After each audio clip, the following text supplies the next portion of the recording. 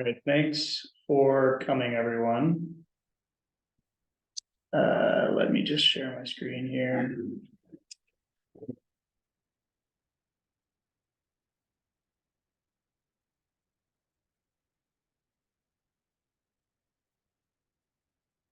Hey, CNF athletes, I know you guys have weights pretty soon here. So we'll record this and send it out to you after if you miss the second half. But I think just to start, we've been getting a lot of questions from athletes recently, and a lot of them overlap kind of stuff that's in the athlete handbook. We've also just had like some athletes with personal sponsorships that need to be chatted about to make sure everyone's on the same page with what they can and can't do. So we thought it'd be best to just get together and kind of give the opportunity for athletes to ask questions and kind of go over things really quickly to make sure that we're all ready and good for the winter. For athletes who need to leave early, is there anything in the agenda question-wise that you have that isn't in the agenda? And if so, like, feel free to ask it now before you leave.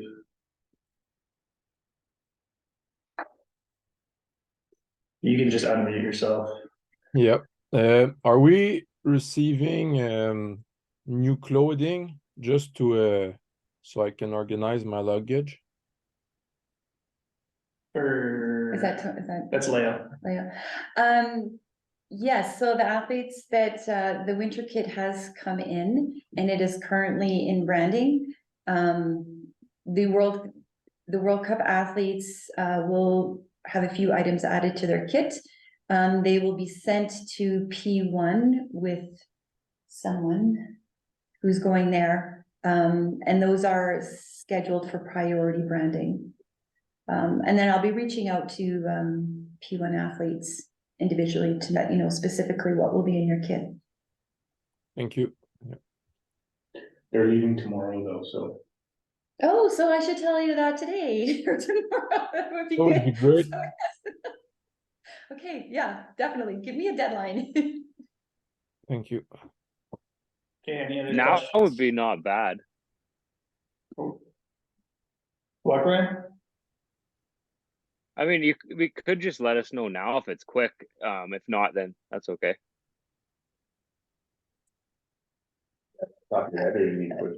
Well, it was going to be a surprise. Do they need it back? Do you want to send them an email? Like I think they're getting right after this. Yeah, I'll send out an email to those athletes.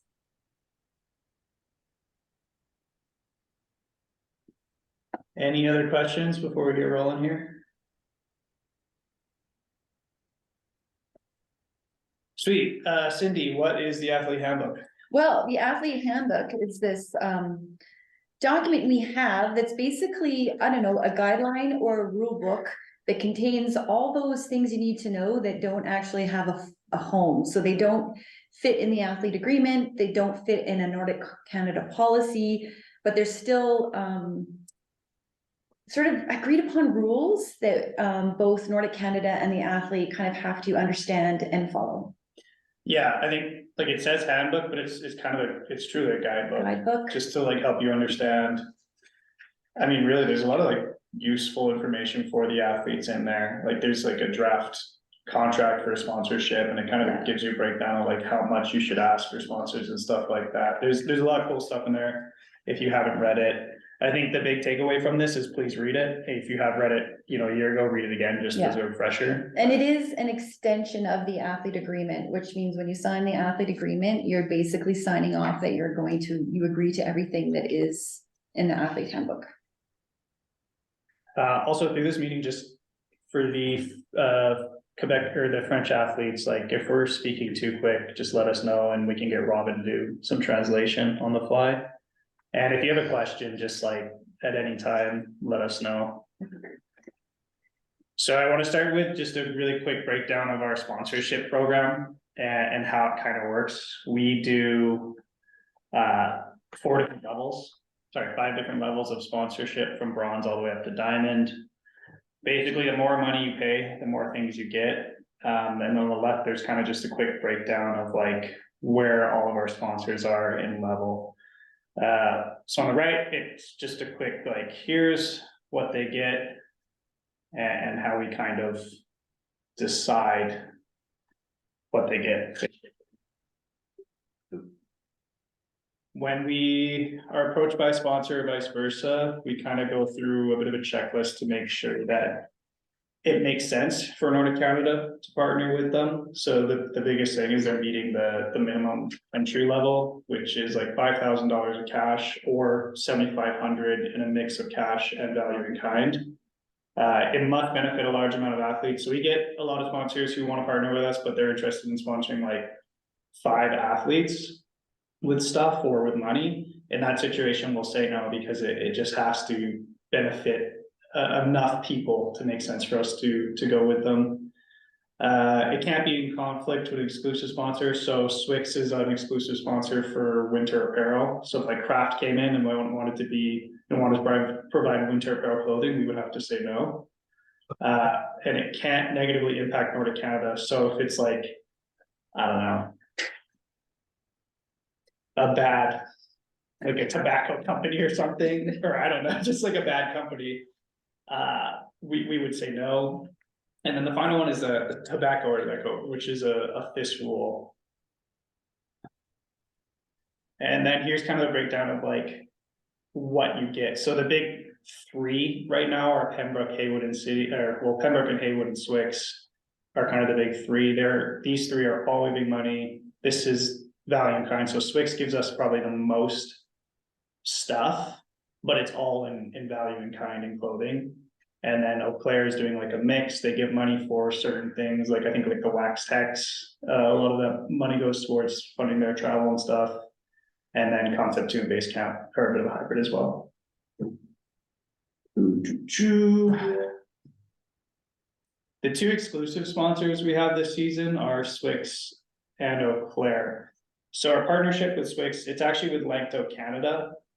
They're a distributor of like a bunch of different brands, but one of the biggest ones is Swix. What that means is we can only have one clothing sponsor for winter Nordic apparel. So in the summer, like we'll get a lot of Lulu stuff, and that's because Swix actually doesn't have exclusivity over this. How this impacts the athletes is it means if you want to have a personal sponsorship with another winter apparel company, it's fine, but you can't represent them anything to do with Nordic Canada. So if you're on a Nordic Canada trip, you wouldn't be able to wear their clothing. If you're talking about being a national ski team athlete or racing like a certain event, that it would be a Nordic Canada trip, you wouldn't be able to rep them either. Anything to add? Yeah, we'll touch on this kind of later because it all kind of intertwines, but you can wear other brands if they're not supplied by Swix. But Swix always get, or I should say like Langto always gets first right of refusal. So if we say, if I go to Langto and say, hey, our athletes really want a pair of pajama pants, and they say, we can't give you pajama pants, then we can go and find someone else to give us pajama pants. So, or even if it's like base layers, if we don't give you a base layer, if you don't get a base layer from us, you can wear whatever base layer you want. It's basically if we give you a piece of Swix clothing, you need to wear that clothing. But if we're not providing you with a polo shirt and you want to wear a polo shirt, I don't know, when you're training, you can wear what polo shirt you want. If you, some of the training centers, they have, I think Kraft is their sponsor. And if you're representing your club, by all means, you can wear Kraft. It's only when you are representing, like Nathaniel said, Nordic Canada as a national ski team athlete or on a Nordic Canada sponsored trip.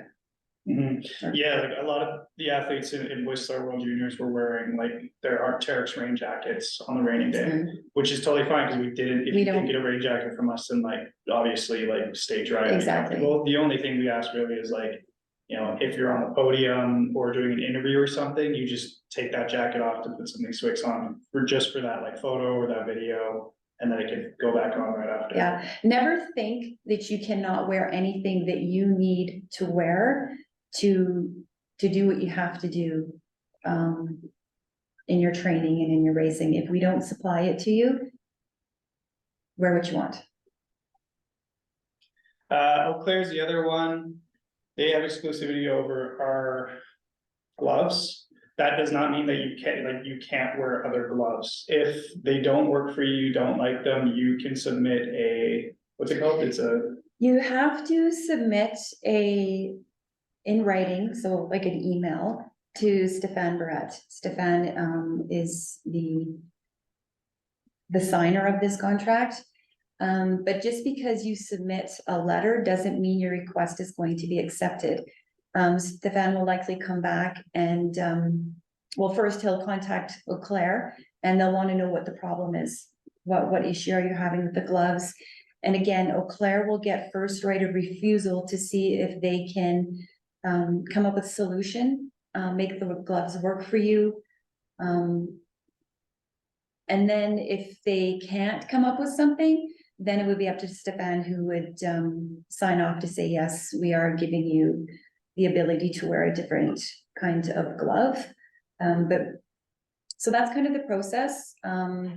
We have to keep Eau Claire as part of the conversation. We do have to give them the ability to correct the problem if they can. Yeah, like once you have that approval, like go ahead and race in those gloves. If you're on a podium though, like please swap out the gloves. Yeah, you still have to remember that Eau Claire is the exclusive supplier of the national ski team. So anytime you are going to have your photo done and identified as a national ski team, you do have to wear the Eau Claire gloves, which is why even if you have signed a contract with another glove supplier, I will still give you gloves because you will still be required to wear them in certain circumstances. Yeah, there are like prize. Yeah, bonuses. if you are, if you are wearing the Eau Claire gloves and you meet a certain standard, and I want to say that it's top 8, so basically the international standard, there are Eau Claire bonuses available. It's about $5,000, so 2,500 of it goes to the Paranordic team and 2,500 goes to the Olympic team. And basically it's first come, first serve. So if you're the first one to meet all the requirements and you take all the 25, well, it's kind of sad for your teammates, but it's not a shared, it's first come, first win, first get. So personal sponsorship. All you. Yeah. So if you remember anything at all, when it comes to personal sponsorship, it's just contact us. Please just let us know. And there's a lot of reasons, because Krista is really amazing at her job. You are too, Nathaniel. They're both really amazing at getting us sponsors, and Krista is always trying to get us sponsors. And so we have this little spreadsheet and we have all your names on it and we list who we know you're being sponsored by. And so Krista will look at that and she'll say, oh, I'm not going to go after sunglasses because I see that we have about 6 athletes that already have sponsorship of sunglasses. So if we don't know who your sponsors are or who you're dealing with, we don't know who to go after or not, because we don't want to be interfering with deals that are going to be very beneficial to you.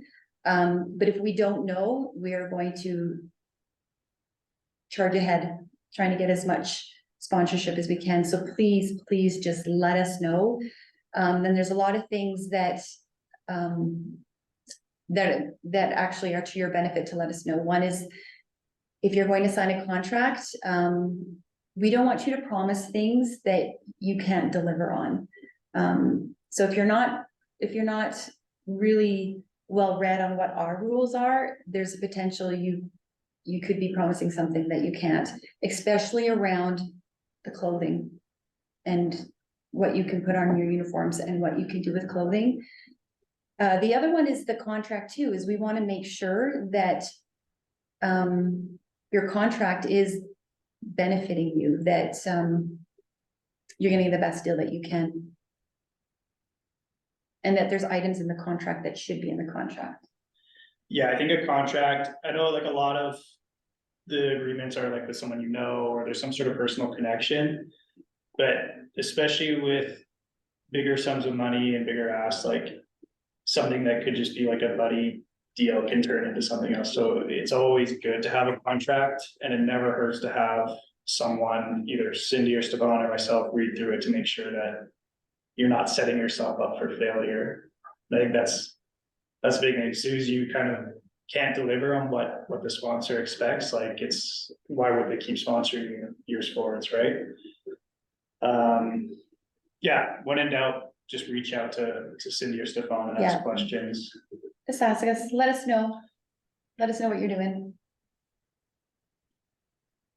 We did a little do's and don'ts table here. The biggest one is, again, Just before you go here, is there any questions from the athletes around sponsorship or personal sponsorship or the rules around them? If you currently have them, if the team brings in other sponsors that could be in conflict?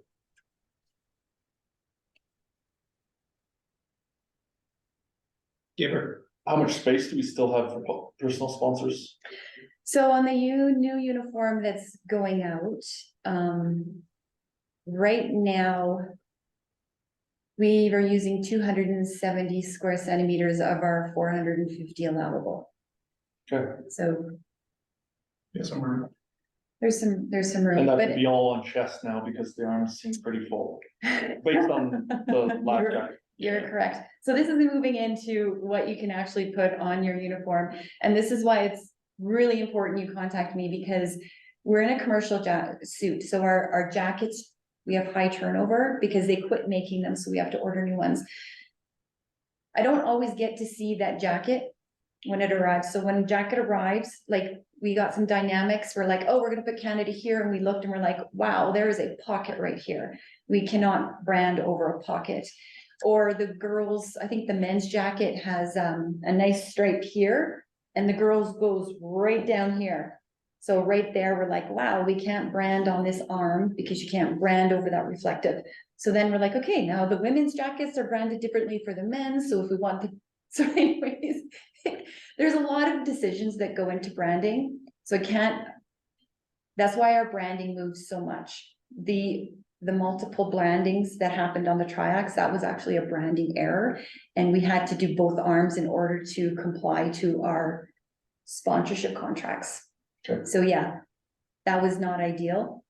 That is not something we would normally do. We're very aware of making sure athletes have that space on their uniforms to be able to use it for sponsorship.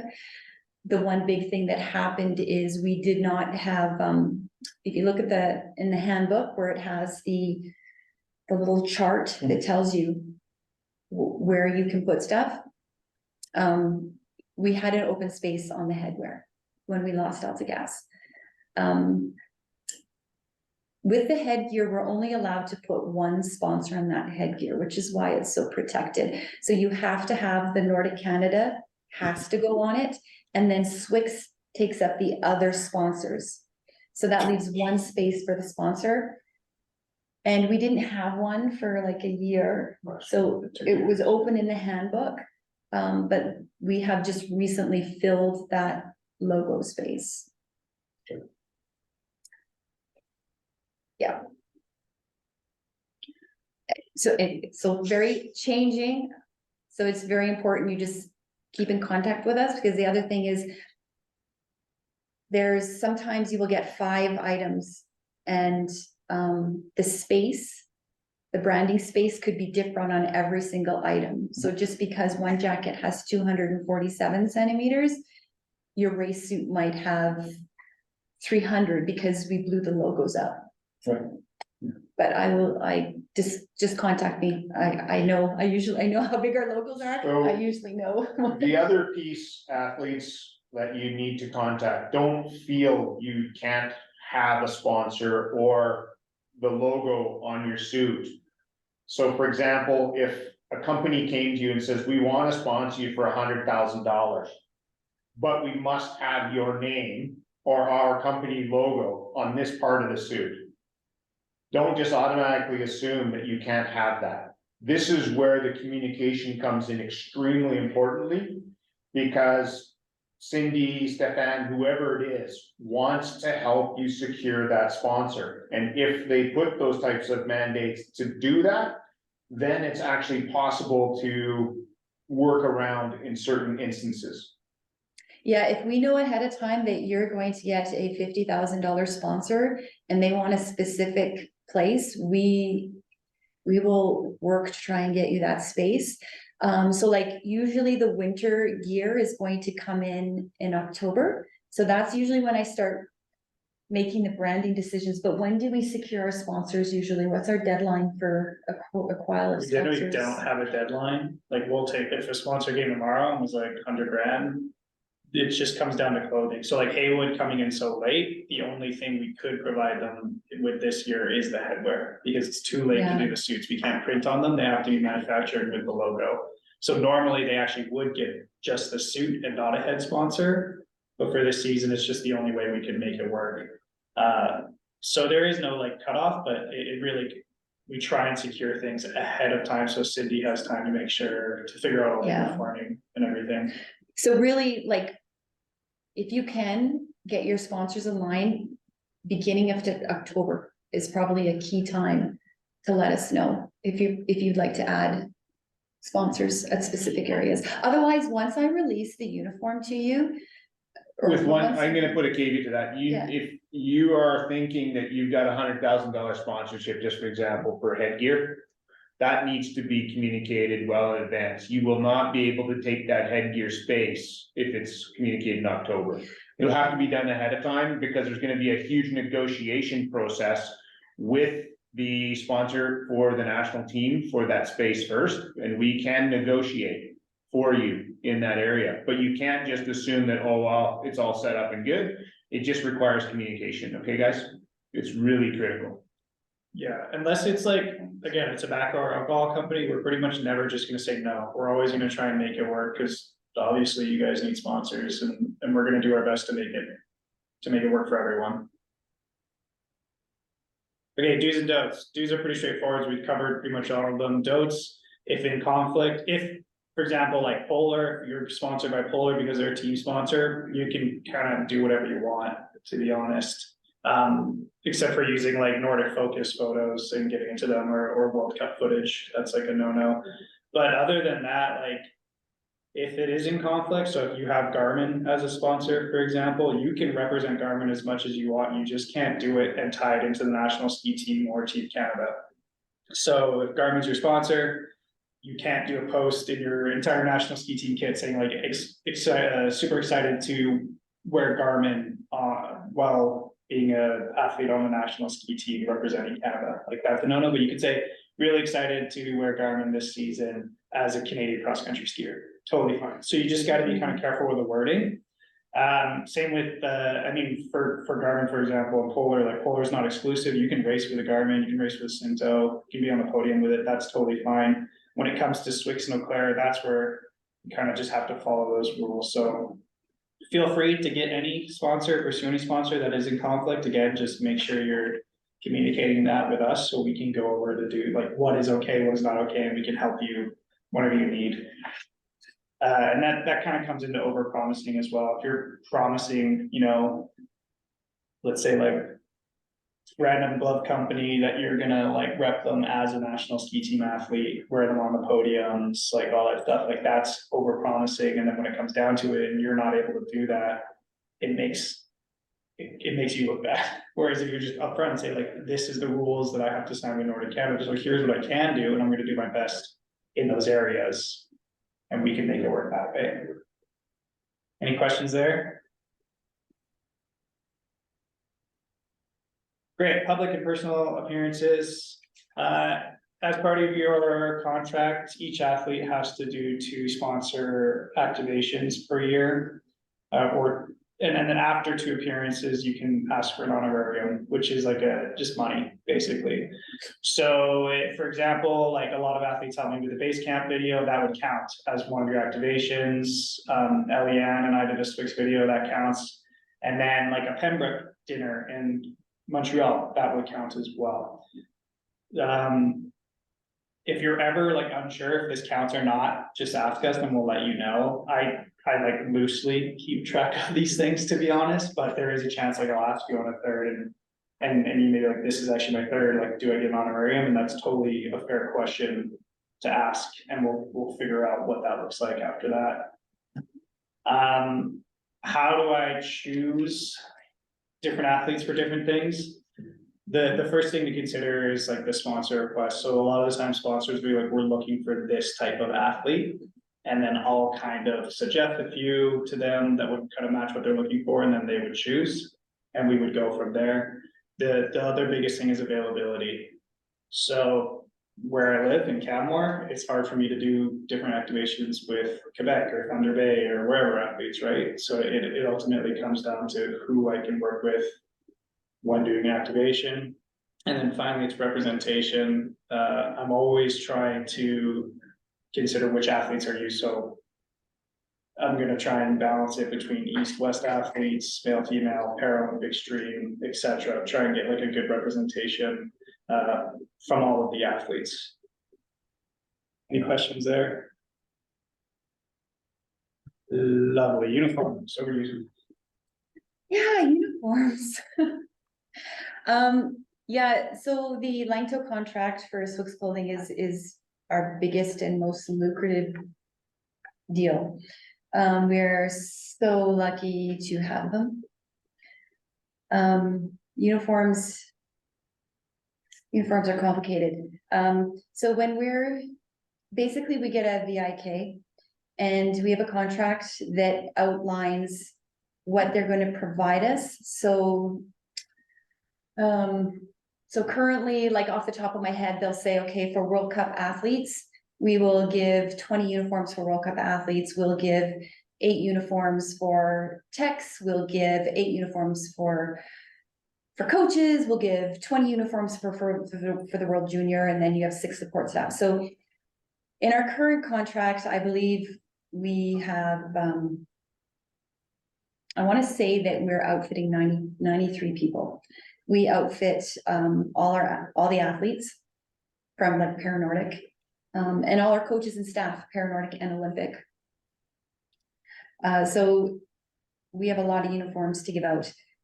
So when we order within the contract, and then in the athlete handbook, it kind of it outlines exactly which items we order, and it outlines who receives what. And the uniforms are distributed sort of like in order of your qualification. And then they're distributed in order of who needs them when. So we are on a VIK with Langto, which means, the retail process is a bit complicated. I myself don't truly understand what goes on between Langto and Swix Norway. What we order, we don't always get, and we get it after all the retail stores order because we are not paying for this. So if I put my order in and then Langto, and this has happened, they come back and they say, yeah, we lost 8 boxes of clothing off the boat. Well, if even those are not our clothing, we get pushed. It means they're going to push what clothing they receive out to the retailers before it comes to us. So this year we had the Tista sweater, that mid-layer sweater. I think I received 9, and I think I ordered like 60. Are they going to show up? I don't know. So that's one of the challenges with ordering the commercial uniforms. I also we never know when it's going to show up. Some years it just doesn't show up. So it gets really complicated when it comes to uniform distribution. And so when there's a lot of confusion as to why athletes are in different clothing and why everyone doesn't look the same, that plays a huge role in it. It's simply because we do not receive everything that we order. And we also are, because we work in the VIK, We work very carefully to use our VAK wisely, and we work to build on the kit year after year after year.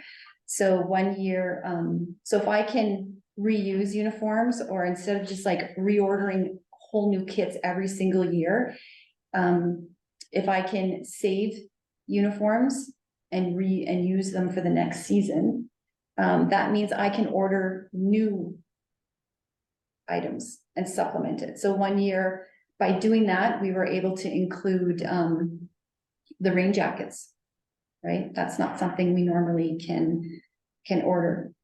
So what is happening though is everything is getting more expensive, and so we are going to be getting less. We have to be even more careful. How many people do we currently have to uniform? Our distribution list has 93 people. So How that much is, time do you think that takes you every year? it takes a lot. The uniforms takes up a lot of time. Yeah. Yeah, so if you have any questions about uniforms, just ask. I'm gonna push this discussion till later on. So I think you had the podiums, right? So basically in the athlete handbook, it tells you what to wear on the podium, what to wear in certain situations. Basically, if you're going to be in front of a camera and you're representing the national ski team or Nordic Canada, have some kind of branded clothing on. I think we kind of touched on that already. Yeah, I think we've talked about a lot of the stuff on this Yeah, thing, that the big thing is don't sell your stuff or give it away. yeah, here's the thing. Because we have so many people to outfit, and I have to tell you, our VIK, it's $80,000. $80,000. So just the race suits alone is $31,000. So if we lose this VIK, well, it doesn't put us in a good situation. And I'm just gonna put it out right now that we've approached so many other suppliers, and none of them will even think of giving us $80,000 worth of free clothing. So that's Langto in Canada, right? It used to Langto. be Swix out of Norway, and that changed as of about 4 or 5 years ago to Langto. I can't remember the exact time frame. Yeah, talking to Langto about it, like there is value for them in brand awareness, but really it's kind of, it's pretty much out of the goodness of their heart. Like, Yeah. we've done a lot of work to keep them happy, and Stefan has like a really good relationship with the Langto family, which helps a lot. But for them to just be like the next year, like, hey, you know what, I'm not gonna do this because we actually lose a dump ton of money on this, like Yeah. it is possible. So when we have those parkas, so again, it's kind of all about, I don't want to say saving money, but it's like repurposing and reusing our resources. So the parka is it takes up a lot of the VIK. So the longer we can keep everyone in a parka, the better.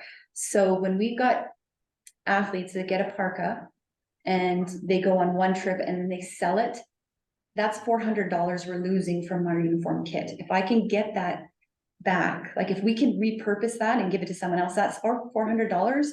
That's another 2 jackets I can put on our VIK for another athlete. It could be, okay, if we didn't lose 10 parkas from our system, if I didn't have to replace 10 parkas that for whatever reason got lost or walked or sold, that could be vests for a team, right? So, and we do own the uniform that we give it to you. So part of the Swix contract is we cannot sell the stuff that they give us. They're giving it to us free. We can't turn around and sell that. So we do own it. It also in our Sport Canada contract, when we have that Canada logo on the back of a jacket, you're not supposed to be wearing that logo unless you're representing Canada internationally. So if someone takes a jacket and sells it at a local whatever, and you know, a 16-year-old kid buys it, one, that kid is not authorized to wear that Canada logo on their back, and we just lost $400 that walked for our system. And the less I can give out to people, like the better. I know that sounds, I did not say that very well at all. I think what it comes down to, guys or gals, is understanding of where we are, understanding of the size of team, the amount of people that we're trying to support. And if you feel that you've made a trip for a week and you deserve the jacket, that becomes yours as profit to get back from it, then you are hurting your teammates at the end of the day. So the people of like the World Cup team who spend 150 to 200 days a year in the same uniform and wear them out. If you see a good deal for a new coat, we'll buy it for you, I guess is what I'm getting at. But it's coming from one of your teammates who's then deciding to sell it. So we're hurting each other with this Hunger Games style of operation. And somehow we need to come to an understanding of better usage of the clothing and the costs of the equipment that we receive. So one option that I've thought about is that we get the best clothing, we get lots of it, but we also pay for it. And anybody who makes a trip one-off is a clothing package that they buy. We'll talk later about that. Okay, We'll just talk later about that. wanted to just put that out there so the athletes are understanding of the value and the unfortunate how the trickle-down effect works. This also applies to anything you get from us, so like the Polar watches or the Norda shoes, like, please do not sell them. If they don't work for you, that's totally fine, just let us know. And then we'll let Norda know that, hey, like, this athlete prefers their own shoes and they don't work for them, and Norda's gonna say, great. But if Norda is giving shoes to the athletes to wear, and they find out they're selling them, like, that's gonna be bad, and could potentially result in Norda pulling it for everyone else. So if anything like that doesn't work for you, like, please let us know, because I would rather Norda understand that it doesn't work for them. Instead, this athlete is going through like 3-4 pairs of orders a season. Let's give them an extra pair of shoes, right? That's super important because it does affect the entire relationship and basically how we're hoping to grow it.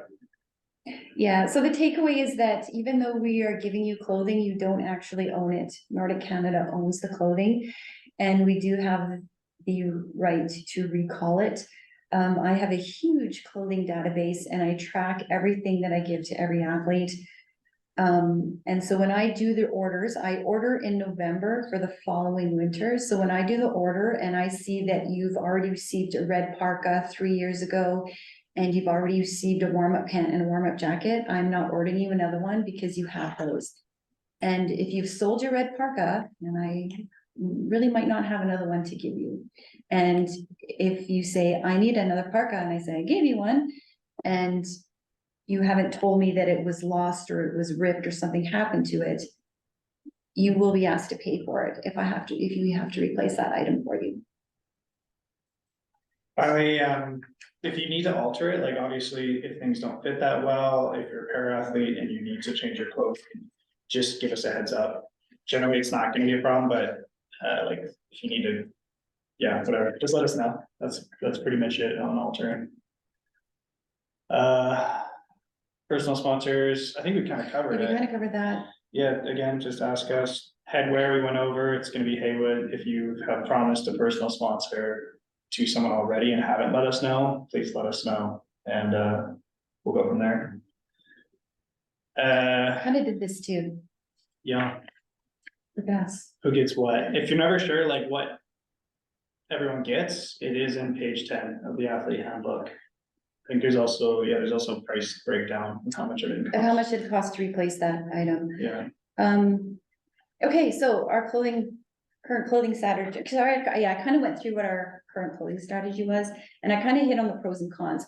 So the pros with our current strategy is that we do have the ability to get, to offer our, some of our team really high-end quality clothing. Interesting enough, when we went to Langto, they don't actually sell the Triac because nobody will buy them because it's so expensive. So Langto really does not care what we are in, as long as we are in SWICs. So the pro is, the other thing about getting the commercial gear is, it's the higher quality and, it looks great. I think that you guys probably really, really love it. But the cons, we're not guaranteed to receive it. It changes all the time. So sometimes, like, the colors change, everything changes. And so it's really hard to make the team look the same. And it's really hard to then have athletes get confused because, well, they got that jacket and I got that jacket. It's like, it's the same jacket. They just changed the color. And sometimes when I order and they don't have something, they'll just send me these random items, and we don't want to waste clothing. So if I can put them on an athlete, we'll put them on an athlete. The other con is, the current system we have is going to quickly become unsustainable with the increasing prices. So we need to come up with a new clothing strategy. We received some, I'm going to call it inorganic feedback. This is feedback we received from athletes that we didn't go out and officially collect it. This is just stuff we hear and we internalize it. And one of the big concerns was that we don't look like a team when we go out to international competition, that our athletes are all in different warm-ups, different pants. And there's I get a desire for us all to look the same. So we can do that. And one of the ways we could do that is if we move to a custom uniform. So right now our race suit is a custom race suit. Because it's custom, we get the race suit and we get it quick. I don't have to order it a year in advance. I can order that race suit 3 months. We get to pick the design. We get to reuse it. So it's a very sustainable system. It's not the highest end race suit out there. So we can do the same with the custom SWICs. If those of you who went to the Olympics, that was a custom SWICs uniform warm up. So that's what we would be moving to. So doing that, it's definitely more sustainable, and it means that everybody will be in the same uniform and we are all looking the same across everything, across Paranordic, across Olympic. The athletes look the same, the techs look the same, the coaches look the same. And obviously we can keep it for 4 years, which means we could be in the same race suit in the same warm up for 4 years. The other pro of that is, like, when it comes to sponsorship stuff, it makes Yes. it way easier for you as athletes to know exactly what you can and can't promise and where it's gonna go. We would brand right onto the uniform. I wouldn't send the uniforms to branding. We would put the logos right on to the design of the thing. But it's not as high quality. It's not a track. No. It's not bad though, like, it's No. not bad at all, No. it's just not a track. So I don't know. Sorry. Yeah, I don't know if you can hear me. Hello? Yeah. Oh, I was just gonna say that the warm-ups at the Olympics were pretty bad. Like I think if I'm wearing that all year, that wouldn't work because they're just really sweaty, like they're paper, like kind of like plastic bags, and they fit really poorly. But that's just my personal feedback. The other option too is, like, we could do it so if you have a triac from previous years or even like your club kit, you could wear that on any training day. Official training doesn't matter, it's just on competition day. Field of play. Yeah, you would need to wear that basically for, your hour-long warm-up and your half an hour long cool down. That's like another option we can consider. Does that then fix the issue of looking like a unified team though? Yeah, I mean, for the competition days, yes.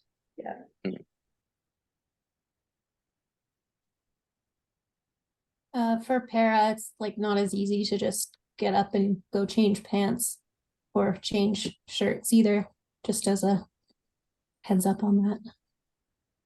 Yeah, it wouldn't be like on the same day, it'd be like on the training day before, you can wear whatever you want, and then just for the competition day, like wear the custom kit.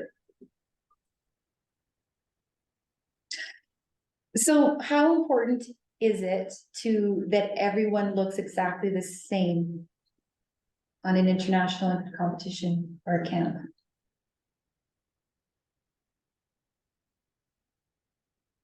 We should look the same racing. I think everyone's gonna look a little different because you choose whatever you're comfortable with for the conditions. So if someone might wear a jacket, I might wear a vest. So for me, my priority would be looking the same with the race suit. On the field of play? Yeah.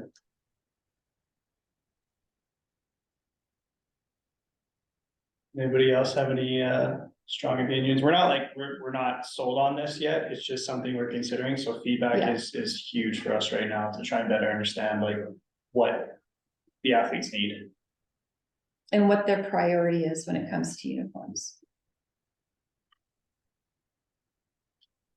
And if you're not super comfortable like speaking in this platform, like feel free to send Cindy an email after or whoever you want to chat with. Yeah.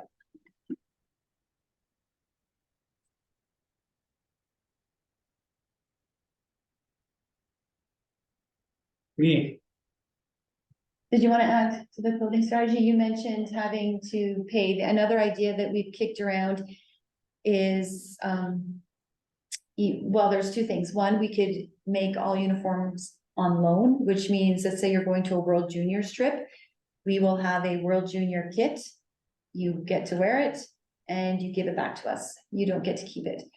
We had another one where it was like, one, you can just, athletes pay for their uniforms. We can get you really great deals. But again, it doesn't solve the problem of everyone looking the same because commercial products change every single year. So even that, you can have an athlete that'll invest, $800 in a triac, and next year that triac looks completely different. Or they get rid of it and they create some triac 4.5 that looks totally different. The other one is we could go with the loan system, and an athlete wants to keep the uniform, then they can buy it. But again, that also does not address everybody looking the same, because then if we might not be able to replace that uniform that looks exactly the same. So those are some of the ideas that are kicking around. The other option is if we move to a custom kit, we could then put in orders at cost for athletes that do want the higher end triacs, so that they still have access to high end clothing at a very discounted price. It's an option. Anyway. Any feedback from athletes around how this would work in the future? Really, really critical.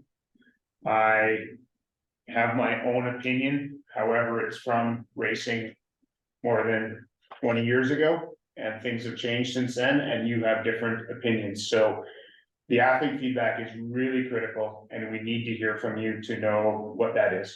And very quickly, because it is November, and we're gonna have to place our Swix order by the end of November. That order will go in. Robin, est-ce que tu peux traduire? Quelle partie? Non, mais je veux dire une réponse, mais il va pouvoir traduire à tout le monde après. Oui. Ok, ben moi, je dirais, pour ma part, le plus important pour les vêtements, c'est vraiment d'avoir les vêtements appropriés pour toutes les conditions. C'est avoir des vêtements confortables, professionnels, tu sais, qui sont vraiment haut de gamme, plus que avoir l'air pareil que mon ami. Oui. Dans le sens, j'aime mieux avoir un bon morceau de linge, en avoir assez pour tout l'hiver, que d'être pareil que tout le monde. Dans le fond, moi, je pense que la qualité, c'est mieux, puis la quantité que d'avoir l'air comme les autres. D'accord. Alors, tu es d'accord avec ce que Marc a dit? Sur le parcours en course, c'est très important de paraître tous de même, mais quand quelqu'un comme toi, il reste comme 150-200 jours dans les mêmes vêtements sur la Coupe du Monde, c'est plus important d'avoir le bon vêtement, c'est ça? Ouais, mettons, j'aime mieux avoir deux kits. Ça me dérange pas vraiment à quoi ils ressemblent, mais qu'ils soient de qualité, professionnels, puis qui fonctionnent bien, puis qui n'ont pas obligé d'être pareils. Je veux juste avoir un bon kit. Ouais, OK. So, Selon moi, ça serait ça. ouais.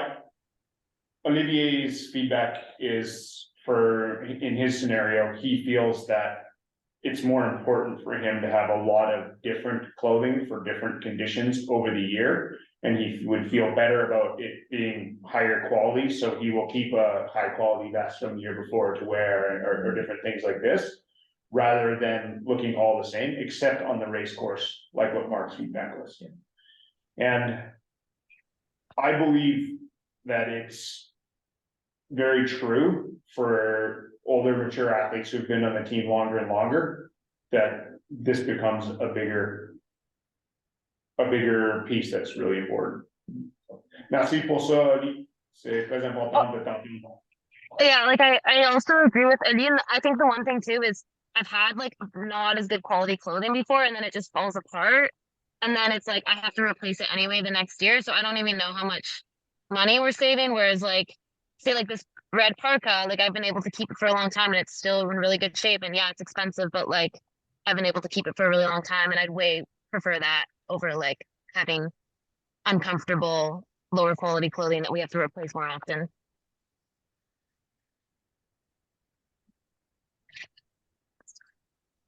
Thanks, Catherine. Okay, anyone else? We'll do that last call, and if not, yeah, just like send Cindy a message with your thoughts. Okay, scratch. I'm in agreement with everyone, with the athletes before me as well, just to add some weight to them as well. Thanks, Ethan. Scratch drinks. We've got questions about this. We have no program and we don't have a contract. That's it. So what Scratch does is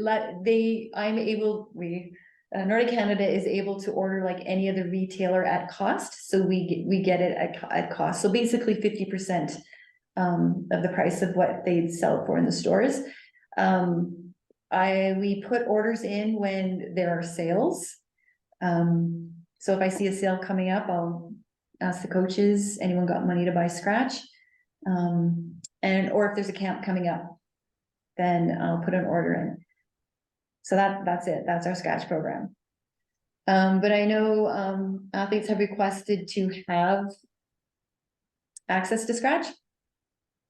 So I'm kind of hesitant to suggest this. Yes, there could be an opportunity for athletes to place a Scratch order in when I put an order in. So similar to what we did with Lululemon, with the Lululemon order. But it is, yeah. So that is a possibility if there's a high interest from athletes. Here's the caveat with that. It ends up being a ton of work, Yeah. because basically turns Cindy into like a retailer. So every time, if you order one bag of Scratch and times that by 30, Cindy's then packing up all of those bags. She's shipping them, she's invoicing. It ends up being a ton of work. So it's not impossible. It's just something we have to consider. I think what I would say is athletes who are in different areas of training centers and training groups, you should get together and organize how many packages of Scratch you need, or as a group, and then it can come in and we can ship it out to you that way rather than one-offs. Or if we go into a camp, you let us know well ahead of time.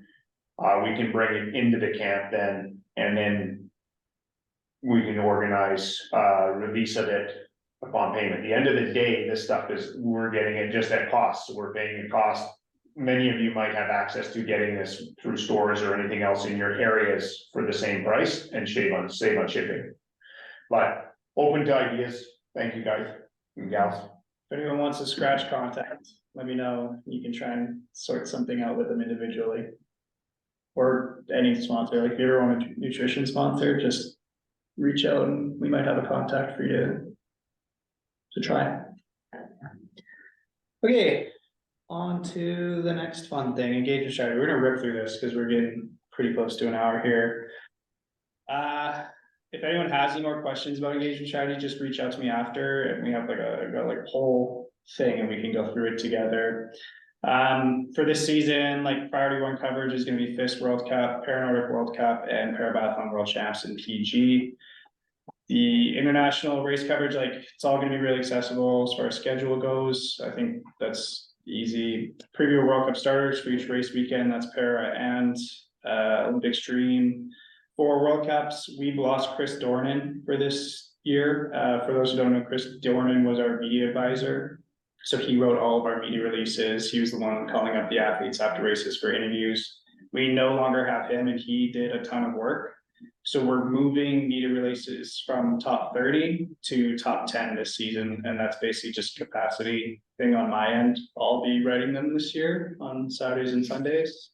And it's kind of new for me, so, and I can't pump them out, like he could write them in 30 minutes, they take me about 2 hours. So it's just a capacity thing. Paranormal World Cups, we're gonna do podiums with a media release. And because para races like multiple days in a row, we found that when we were sending them out every day, they didn't get picked up from like CBC or anything. So we're gonna group them together into like a block. So if there's 3 days of racing, then a rest day, we'll do all 3 days of racing in one media release. And we found that that's how CBC is doing it right now. We'll kind of do like 2 or even 1 coverage per event. So we're just gonna do our best to make sure it works for them, and I'll coordinate with them. So it's gonna maximize our coverage in mainstream media. Everything social media wise, it's pretty much gonna be the same as last year for World Cup. It's gonna be like top 30 will have that little number. Otherwise, everyone's gonna get their result up there. Everyone's gonna try and like, I'm gonna try and get everyone representation either way for World Cup and Para World Cup. The other thing we're introducing this year is the Pembroke post race interview. I'll meet with P1 and Para World Cup teams to kind of talk about that more. That basically is just a sponsor activation where we're going to do like a post race interview with video. Priority 2s, Police of World Juniors, Youth Olympics, MSA Trials, and Nordic Canada Ski Nationals. The other thing to consider is like events I'm at are going to get more coverage. It's just, it's how it is. Like when I'm not there, I'm relying on other people or the organizing committees, and what I get is totally dependent on the people on the ground. Sometimes it's great, sometimes it's less great. I have no idea what Youth Olympics is going to look like. I might not get anything from there, and I can't steal anything from there because it's the Olympics. So who knows? I'm going to figure it out as I go. Race schedule is going to be up there. Team announcement, top 10 or better will have a media release. Each race will have a social media update, same as last year for those who are at World Junior and U23. And then we'll continue to do the Pembroke and for trials, a Haywood post-race interview. Priority 3, Alaska Super Tour again. I have no idea what the coverage is going to look like, so it's kind of in that P3. Because who knows what's going to happen. The Canada Cup and Easterns and Westerns. Race schedule is going to be up. Each race will have a social media update, including photos. So like on the Monday after the event, I'll just kind of do a weekend recap with a few highlights, a few photos. And then another sponsor activation we're doing is the City to Summit photos of the weekend. So it's going to be like, I'll choose like a handful of photos that I think kind of encapsulate the entire weekend. And those will just be featured for that Monday recap. Okay. That's it. Feel free to ask questions if you have them. And you can always reach out to any of us after. And I'll send this recording out if there's something people want to review on.